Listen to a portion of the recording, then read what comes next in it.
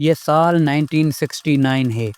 دنیا سرد جنگ کے دور سے گزر رہی ہے اور دو سپر پاور ملک امریکہ اور سوویت یونین نہ صرف زمین پر بلکہ خلا میں بھی ایک دوسرے کے ساتھ مقابلہ کر رہے ہیں۔ پھر کچھ غیر معمولی ہوتا ہے۔ وہ جو کبھی ناممکن لگتا تھا وہ حقیقت بن جاتا ہے۔ انسان پہلے بار چاند کی سطح پر قدم رکھتا ہے، مگر ہم وہاں کیسے پہنچے؟ یہ خلائی دوڑ کیا تھی جس نے اس تاریخی کامیابی کو ممکن بنایا، اور یہ اتنا اہم کیوں تھا؟ السلام علیکم دوستو، خوش آمدید۔ آج ہم ایک ایسے لمحے پر بات کرنے جا رہے ہیں جو 20ویں صدی کا سب سے اہم اور یادگار واقعہ بن گیا۔ چاند پر پہلا قدم، امریکہ اور سوویت یونین کے درمیان خلائی دوڑ۔ تو آئیے وقت کو پیچھے پلٹتے ہیں اور سمجھتے ہیں کہ یہ خلائی دوڑ کیسے شروع ہوئی۔ یہ کہانی 1957 سے شروع ہوتی ہے، جب سوویت یونین نے سپوٹنک 1 کو خلا میں بھیج کر دنیا بھر کو چونکا دیا۔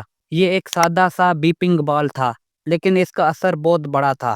سوویت یونین نے خلا کے میدان میں ایک بڑا تکنیکی سنگ میل عبور کیا اور امریکہ کو پیچھے چھوڑ دیا۔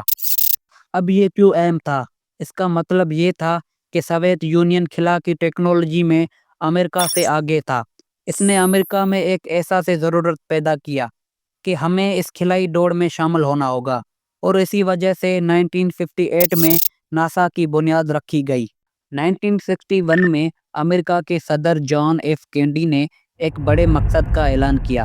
امریکہ اس دہائی کے اختتام تک چاند پر انسان بھیجے گا۔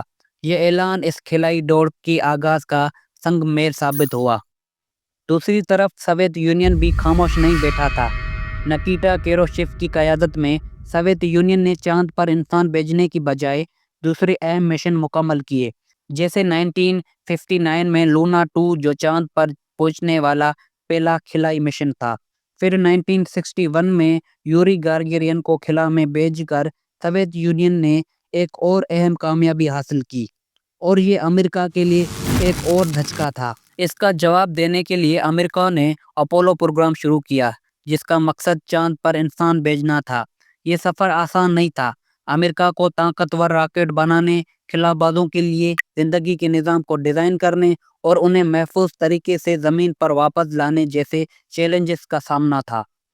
اور یہ پھر 16 جولائی 1969 کو اپولو 11 کا آغاز ہوا۔ پوری دنیا کی نظریں اس پر جمی ہوئی تھی۔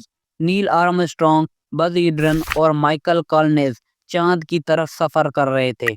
اور پھر 20 جولائی 1969 کو نیل آرمسٹرانگ نے چاند کی سطح پر قدم رکھا اور وہ مشہور الفاظ کہے، یہ انسان کے لیے ایک چھوٹا قدم ہے، لیکن انسانیت کے لیے ایک بڑا قدم ہے۔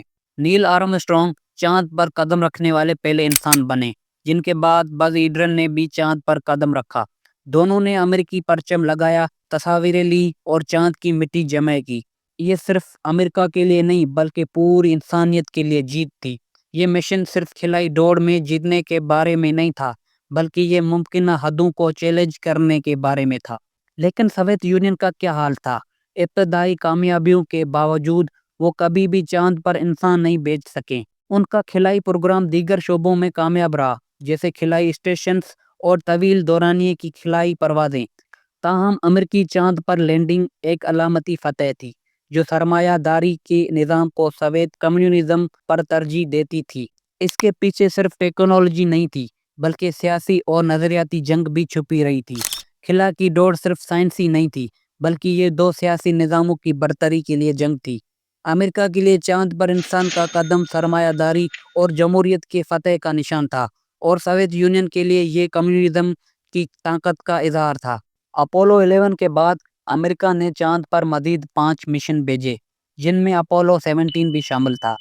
لیکن جیسے ہی 1916 کی دہائی کا آغاز ہوا، چاند کی دلچسپی کم ہوتی گئی اور خلائی تحقیق دیگر مقاصد کی طرف مائل ہوئی، جیسے خلا میں طویل قیام کرنے والے اسٹیشنز اور زمین کے باہر کی تحقیق۔